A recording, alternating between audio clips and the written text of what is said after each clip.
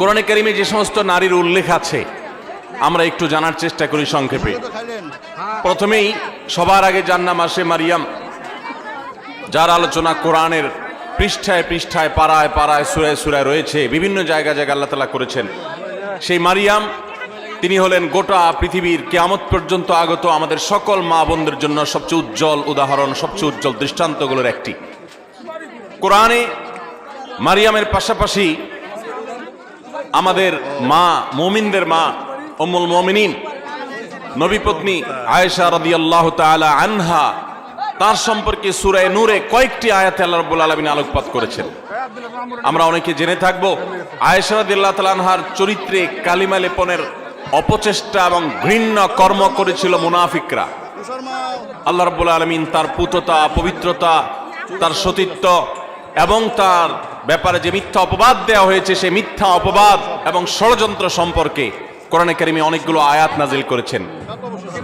একজন নারী তার চরিত্রে কালিমা লেপন করার অপচেষ্টা যখন করেছে কিছু সমাজের ঘৃণ্য পুরুষেরা, মুনাফিকেরা, আল্লাহ রাব্বুল আলামিন তার চরিত্রের পুততা পবিত্রতা প্রকাশ করবার জন্য, ঘোষণা দেবার জন্য কোরআনে কারিমে অনেকগুলো আয়াত নাজিল করেছেন।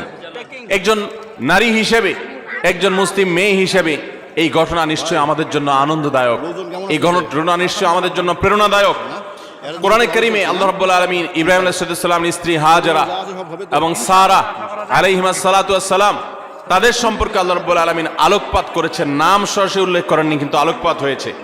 কোরআনে কারিমে জাকারিয়া আলাইহিস সালামের স্ত্রীর আলোকপাত হয়েছে, মুসা আলাইহিস সালামের মায়ের আলোচনা হয়েছে, কোরআনে মুসা আলাইহিস সালামের বোনের আলোচনা হয়েছে, কোরআনে মুসা আলাইহিস সালামের স্ত্রীর আলোচনা হয়েছে যিনি ছিলেন শুআয়ব আলাইহিস সালামের মেয়ে, কোরআনে ফেরাউনের স্ত্রী আসিয়ার আলোচনা হয়েছে, কোরআনে বিলকিসের আলোচনা হয়েছে, কোরআনে ঈসা আলাইহিস সালামের নানি ইমরাতে ইমরান মারিয়ামের মায়ের আলোচনা হয়েছে, কোরআনে আইয়ুব আলাইহিস সালামের স্ত্রীর আলোচনা ইঙ্গিত হয়েছে, এবং কোরআনে উম্মাহাতুল মুমিনিন সমস্ত নবী পত্নীগণ, আমাদের মাগণ, প্রিয় নবী সাল্লাল্লাহু আলাইহি সাল্লামের স্ত্রীগণ, সম্মানিতা স্ত্রীগণ, তাদের আলোচনা হয়েছে।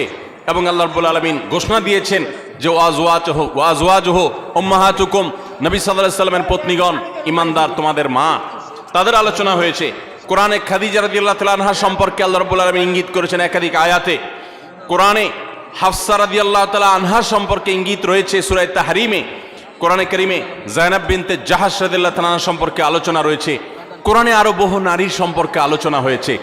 আমরা কোরআনে এত নারীর আলোচনা রয়েছে, এত নারীর ইতিহাস রয়েছে, গুরুত্বপূর্ণ দিক উঠে এসেছে, সেটা আমরা অনেক মুসলিমরাও জানি না। ভাইরা আমার, এর পাশাপাশি আল্লাহ রাব্বুল আলামিন কোরআনে কারিমে এমন কিছু নারীর উদাহরণ তুলে ধরেছেন যারা তাদের অবাধ্যতার কারণে, তাদের নাফরমানের কারণে, তাদের মন্দ স্বভাবের কারণে, তাদের কুফরির কারণে, তারা আল্লাহর অবাধ্য হওয়ার কারণে, তাদের খারাপ পথে চলে যাওয়ার কারণে তাদের করুণ পরিণতি, আল্লাহর শাস্তির মুখোমুখি হতে হয়েছে, পৃথিবীর ইতিহাসে আস্থা করে নিক্ষিপ্ত হয়েছে। তাদের ইতিহাসও আল্লাহ তাআলা তুলে ধরেছেন শুধুমাত্র আমার মা বোনদের জন্য, ইমানদার মহিলাদের জন্য, তারা যেন সেখান থেকে শিক্ষা গ্রহণ করতে পারেন। ভাইরা আমার, কোরআনে কারিমের সূরা তাহরিম গুরুত্বপূর্ণ একটি সূরা রয়েছে। এই সূরা তাহরিমের শেষ তিনটি আয়াত 10, 11 এবং 12, এই তিনটি আয়াতে আল্লাহ রাব্বুল আলামিন চারজন নারীর দৃষ্টান্ত দিয়েছেন। চারজন নারীর দৃষ্টান্ত দিয়েছেন।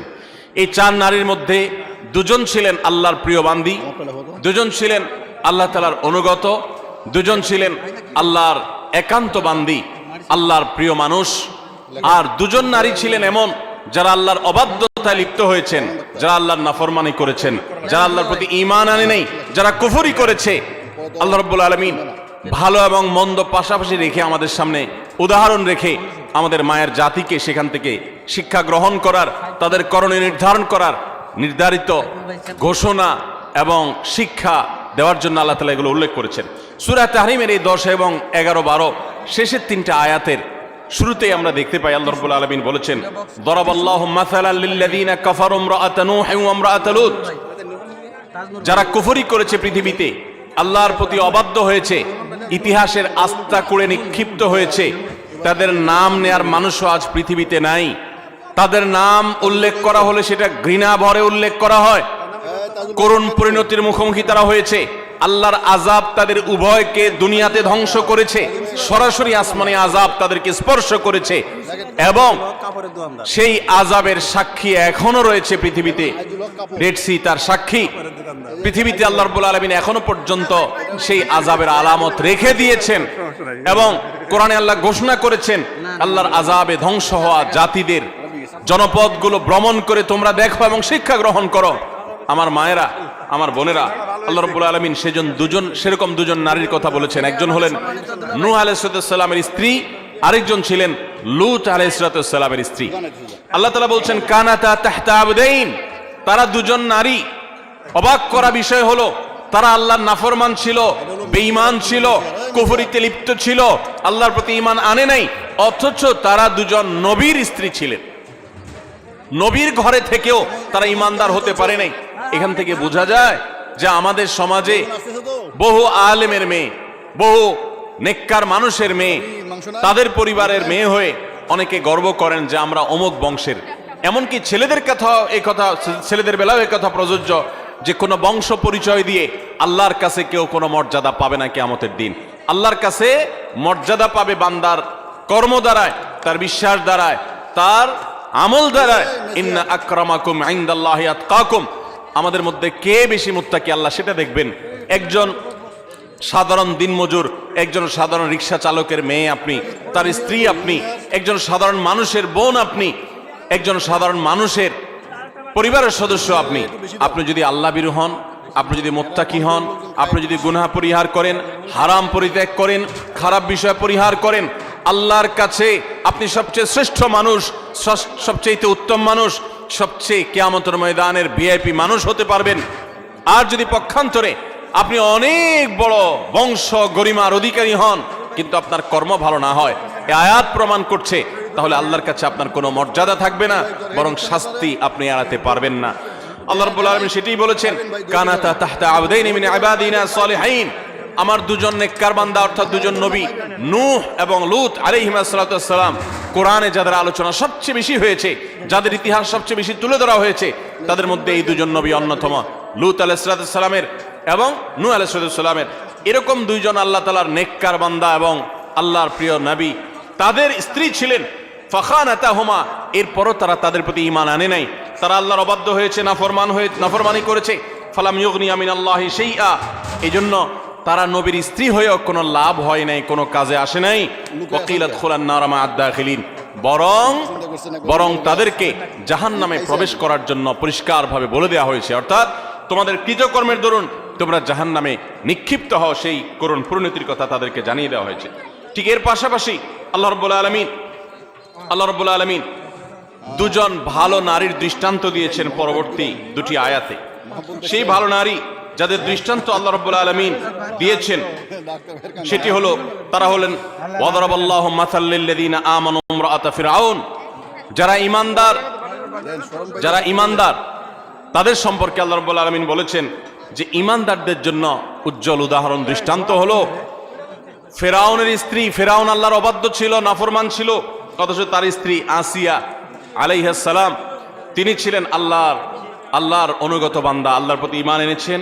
ইয ক্বালাত রাব্বি ইবলি ইনদাকা বাইতান ফিল জান্নাহ, তোমরা স্মরণ করো সেই সময়ের কথা যখন এই পাপিষ্ঠ ফিরআউন নিজের স্ত্রীকে কঠিন এবং পীড়াদায়ক যন্ত্রণাদায়ক শাস্তি দিয়ে তাকে হত্যা করেছে নির্মমভাবে। তিনি যখন শাহাদাতের সুধা পান করছিলেন তখন আল্লাহর কাছে দোয়া করেছেন রব্বি ইবনি লি ইনদাকা বাইতান ফিল জান্নাহ, আল্লাহ এই যে আমার প্রাণ বের হচ্ছে আযাবে তোমার প্রতি ঈমান আনার কারণে, তুমি এর বিনিময়ে আমার জন্য জান্নাতে গৃহ নির্মাণ করিও। ওয়ানাজ্জিনি মিন ফিরআউনা ওয়া আমালি, এবং ফিরআউনের যে কর্মকাণ্ড এগুলো থেকে আমাকে মুক্তি দাও। ওয়ানাজ্জিনি মিনাল কওমিজ জালিমিন, আর এই জালেম সম্প্রদায় থেকে আমাকে নাজাত দাও আল্লাহ। একজন হলেন ফিরআউনের স্ত্রী আসিয়া, তিনি আল্লাহর অনুগত বান্দি ছিলেন। আরেকজনের কথা আল্লাহ বলছেন ওয়া মারইয়াম বিনতে ইমরান, আরেকজন নারীর দৃষ্টান্ত তোমাদের সামনে দিচ্ছি, নেককার নারীর দৃষ্টান্ত। তিনি হলেন ইমরানের স্ত্রী, ইমরানের মেয়ে মারিয়াম ঈসা আলাইহিস সালামের মা, আল্লাতী আহসানাত ফারজাহা, যিনি তার চরিত্রকে হেফাজত করেছেন, তার চরিত্রে কোনো কালিমা লাগতে দেননি, কোনো গুনাহে লিপ্ত হননি, কোনো হারামে জড়াননি। তিনি পরিপূর্ণ পুত পবিত্র একজন নারী ছিলেন, সচ্চরিত্রবান একজন মানুষ ছিলেন। ফানাফাখনা ফীহি মির রূহিনা, তো আল্লাহ তাআলার রূহ, আল্লাহর বিশেষ অর্ডার তার কাছে এসেছে, যার ফলশ্রুতিতে ঈসা আলাইহিস সালামের মতো সন্তান বাবা ছাড়া সরাসরি আল্লাহর নির্দেশে অলৌকিকভাবে তিনি জন্ম দিয়েছেন। ওয়াসাদ্দাকাত বিকালিমাতি রাব্বিহা ওয়া কুতুবিহি ওয়া কানাত মিনাল কানিতিন, এবং তিনি আল্লাহ তাআলার অনুগত বান্দী ছিলেন। আল্লাহর কালিমাতকে তিনি বিশ্বাস করেছেন, আল্লাহর কিতাব, আসমানি কিতাবকে বিশ্বাস করেছেন, আল্লাহর অনুগত বান্দী ছিলেন। তাহলে এই তিনটি আয়াতে সূরা তাহরিমে আমরা চারজন নারীর দৃষ্টান্ত পেলাম গোটা দুনিয়ার সমস্ত নারীদের জন্য। এই চারজন নারীর দৃষ্টান্ত অনেক গুরুত্বপূর্ণ, শিক্ষণীয়। আমাদের উচিত, বিশেষ করে প্রত্যেক মুসলিম নারীর উচিত, সূরা তাহরিমের এই শেষ তিনটি আয়াতে যে চারজন নারীর দৃষ্টান্ত দেওয়া হয়েছে, সেই দৃষ্টান্তগুলো ভালো করে ব্যাখ্যা সহকারে পড়া, তাদের জীবনী সম্পর্কে জানা এবং তাদের কর্ম এবং কর্মফল সম্পর্কে অবগত হওয়া। এর ফলে আমরা ভালো হওয়ার প্রেরণা পাবো, মন্দ পথ থেকে বেঁচে থাকার প্রেরণা ইনশাআল্লাহ আমরা লাভ করতে পারবো। আল্লাহ রাব্বুল আলামিন আমাদের সকলকে এই সমস্ত কোরআনে কারীমের উজ্জ্বল উদাহরণগুলো, দৃষ্টান্তগুলো থেকে শিক্ষা গ্রহণ করার তৌফিক দান করুন। আমাদের মা বোনরা অনেকে কোরআনে কারীম সহি করে পড়তেও পারেন না, আবার অনেকে পড়তে পারেন কিন্তু তারা কোরআনে কারীমের অর্থ বোঝেন না, ব্যাখ্যা জানেন না, জানার আগ্রহ নেই, প্রচেষ্টা নেই। এটা খুবই দুঃখজনক একটি ব্যাপার, অত্যন্ত বেদনাদায়ক একটি অধ্যায়। কোরআন আল্লাহ তাআলা দিয়েছেন, আমার বোন, আপনাকে লক্ষ্য করে আল্লাহ তাআলা উদাহরণ দিয়েছেন। আপনার বয়স 30, 35, 40 হয়ে গেছে, অথচ আপনি একটি বারের জন্য সেটা খুলে দেখার, পড়ে দেখার প্রয়োজনীয়তা অনুভব করেন নাই। আপনি এটিকে জানার ফুরসতটুকু আপনার জীবনে পান নাই। কিয়ামতের ময়দানে কি নিয়ে আল্লাহর সামনে দাঁড়াবেন, কোন মুখে আল্লাহর কাছে জান্নাত আশা করবেন? এজন্য আমি আবারও আপনাদেরকে উদাত্ত আহ্বান করতে চাই, আমার মা বোনেরা, আপনারা সূরা তাহরিমের শেষ তিনটি আয়াত, আরও নারীদের সংশ্লিষ্ট যে সমস্ত বিষয় আসো রয়েছে কোরআনে, এগুলো আপনারা জানার চেষ্টা করবেন। নবী সাল্লাল্লাহু আলাইহি ওয়াসাল্লামের হাদিসে যা বলা হয়েছে সেগুলো জানার চেষ্টা করবেন। আল্লাহ তাআলা আমাদের সকলকে ঈমানদার, আল্লাহর অনুগত যে সমস্ত বান্দিরা ছিলেন, আমাদের মা বোনদেরকে তাদের অনুসরণ অনুকরণ করার তৌফিক দান করুন। এবং যারা আল্লাহর নাফরমানিতে লিপ্ত হয়েছে, অবাধ্যতা লিপ্ত হয়েছে, তাদের জীবনী, তাদের কর্ম এবং কর্মফল থেকে শিক্ষা গ্রহণ করে আল্লাহর নাফরমানি থেকে, হারাম কাজ থেকে, অন্যায় অশ্লীলতা থেকে আল্লাহ তাআলা আমাদেরকে বেঁচে থাকার তৌফিক দান করুন। ভাইরা আমার, কোরআনে কারীমের নারীদের যে আলোচনা রয়েছে শুধু কোরআনেই নেই, নবী সাল্লাল্লাহু আলাইহি ওয়াসাল্লামের হাদিসেও আমরা দেখতে পারি যে নারীদের জন্য কত আলোচনা রয়েছে।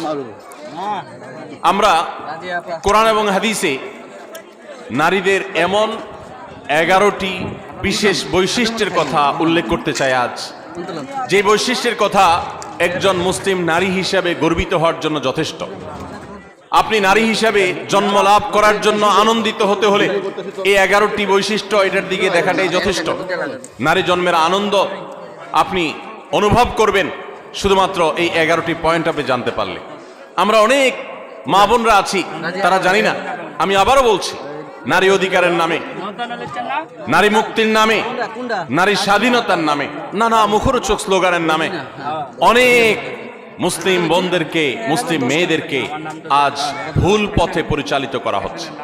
যারা পরিচালিত করছে তাদের সে সমস্ত কথায় পা দিয়ে যারা ইতোমধ্যে আল্লাহর অবাধ্যতায় লিপ্ত হয়েছেন, নাফরমানিতে লিপ্ত হয়েছেন, গুনাহের জগতে পা দিয়েছেন, তারা একটা পর্যায়ে তাদের জীবন ধ্বংস হয়ে যাওয়া, তাদের জীবনে হারিয়ে যাওয়া সম্পদ সম্পর্কে তাদের অনুভূতি, উপলব্ধি জাগ্রত হয়েছে এবং তারা ফিরে এসেছেন। বিশেষ করে পশ্চিমা দুনিয়াতে আমরা তাকালে দেখতে পাই যে পশ্চিমা দুনিয়াতে অহরহ মুসলিম মেয়েরা, অমুসলিম মেয়েরা তারা দলে দলে ইসলামে আসছে এবং সে সমস্ত দেশগুলোতে সবচেয়ে বেশি ইসলাম গ্রহণ করছে নারীরা, পুরুষদের তুলনায় বেশি ইসলাম গ্রহণ করছে তারা। তার কারণ মা বোনরা বুঝতে পারছেন, তারা দেখতে পাচ্ছেন সেখানে যে কিভাবে তাদেরকে ভুল পথে পরিচালিত করা হয়েছে। ইসলামের সুমহান আদর্শ তাদেরকে কত বেশি সম্মানিত করেছে। আসুন আমরা জেনে নেই নারী জন্মের আনন্দ হতে পারে এরকম 11টি পয়েন্ট কি আছে কোরআন এবং হাদিসে, যে বৈশিষ্ট্যগুলো একজন মুসলিম নারী হিসেবে আপনাকে গর্বিত করবে, আপনাকে আনন্দিত করবে, আপনাকে অনুপ্রাণিত করবে, আপনাকে উৎসাহিত করবে, আপনাকে আল্লাহর অনুগত বান্দী হতে সাহায্য করবে। নাম্বার 1, আমরা অনেকেই জানি হয়তো, আবার অনেকের অজানাও থাকতে পারে যে ইসলাম সর্বপ্রথম গ্রহণ করেছেন একজন নারী। আমাদের প্রিয় নবী সাল্লাল্লাহু আলাইহি ওয়াসাল্লামের প্রতি আল্লাহ তাআলা যখন ওহী প্রেরণ করলেন, তার সেই ওহীর প্রতি বিশ্বাস করেছেন সর্বপ্রথম একজন নারী। তার নাম কি? খাদিজা রাদিয়াল্লাহু তাআলা আনহা। কোন পুরুষ প্রিয় নবী সাল্লাল্লাহু আলাইহি ওয়াসাল্লামের প্রতি ঈমান আনেন নাই আগে, সবার আগে নারীরা ঈমান এনেছেন। খাদিজা রাদিয়াল্লাহু তাআলা আনহা ইসলামের প্রথম মুসলিম সদস্য নারী, কোন পুরুষ না। দ্বিতীয়ত, ইসলামের প্রথম শহীদ হলেন একজন নারী, সুমাইয়া রাদিয়াল্লাহু তাআলা আনহা। ইসলামের জন্য যিনি নিজের জীবনকে উৎসর্গ করেছেন, ইসলামের জন্য জীবন উৎসর্গ করার মতো এরকম গৌরব, এরকম মর্যাদার অধিকারী হয়েছেন একজন নারী, সুমাইয়া রাদিয়াল্লাহু তাআলা আনহা। ভাইরা আমার, আমাদের মুসলিম মেয়েদের আনন্দিত হওয়ার জন্য, তাদের আল্লাহর কাছে কৃতজ্ঞতা প্রকাশ করবার জন্য এই একটি পয়েন্ট যথেষ্ট, যে ইসলামের জন্য পৃথিবীতে যুগ যুগ ধরে পুরুষরাই সবচেয়ে বেশি তাদের আত্মত্যাগ করেছেন, শাহাদাত বরণ করেছেন, জীবন দিয়েছেন, কিন্তু এর সূচনা করেছেন একজন নারী, এর শুরুটা করেছেন একজন নারী। তিনি ছিলেন সুমাইয়া রাদিয়াল্লাহু তাআলা আনহা, এমন একজন সাহাবী, নির্মমভাবে তাকে শাহাদাতের পেয়ালা পান করতে হয়েছে। আল্লাহর দ্বীনের জন্য তিনি জীবন দিয়েছেন। আমার মা বোনরা, একজন নারী, তিনি শাহাদাতের এই পথ সর্বপ্রথম দেখিয়েছেন, প্রথম পেয়ালা তিনি পান করেছেন শাহাদাতের। এটি কি আমাদের মা বোনদের গর্বের জন্য যথেষ্ট নয়? তৃতীয়ত, প্রিয় নবী সাল্লাল্লাহু আলাইহি সাল্লাম তার জীবনের একেবারে শেষের দিকে এসে অত্যন্ত হৃদয়গ্রাহী যে ওসিয়ত ছিল, তার উপদেশ ছিল, সেই উপদেশের মধ্যে একটি ছিল ফাস্তাউসু বিন-নিসাই খায়রা। ভাইরা আমার, মা বাবা, মুরব্বীরা, প্রিয়জনেরা, তারা যখন মৃত্যুর মুখোমুখি হন, তারা যখন জীবনের শেষ প্রান্তে এসে উপনীত হন, তখন তারা তাদের একান্ত কাছের লোকদেরকে ডেকে ওসিয়ত করেন, উপদেশ দেন, তাদেরকে ডেকে এনে নসিহত করেন। জীবনের শেষ মুহূর্তে যাওয়ার সময় ছেলে মেয়েদের দিকে তাকিয়ে তাদের মাথায় হাত বুলিয়ে অত্যন্ত স্নেহ, পরম মমতার সাথে যে উপদেশ দেওয়া হয়, সেটার গুরুত্ব অপরিসীম। প্রিয় নবী সাল্লাল্লাহু আলাইহি সাল্লামও ঠিক তার জীবনের একেবারে শেষে এসে তিনি কিন্তু ঐতিহাসিক ভাষণে তিনি মেয়েদের প্রতি সদ্ব্যবহার করার জন্য, তাদের ব্যাপারে নবী সাল্লাল্লাহু আলাইহি সাল্লাম থেকে কল্যাণের উপদেশ গ্রহণ করবার জন্য তিনি নির্দেশ দিয়ে গেছেন, ফাস্তাউসু বিন-নিসাই খায়রা। হে দুনিয়ার মানুষ, তোমরা মেয়েদের ব্যাপারে কল্যাণের আচরণ, ভালো আচরণ করার ব্যাপারে আমার কাছ থেকে উপদেশ গ্রহণ করো। আমি তোমাদের ওসিয়ত করে গেলাম।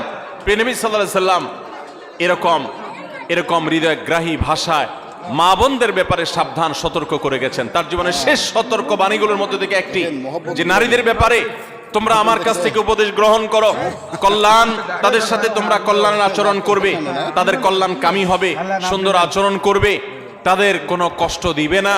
অর্থাৎ এই মর্মে আমি তোমাদেরকে ওসিয়ত করে যাচ্ছি, আমার এই ওসিয়তকে তোমরা মেনে চলবে।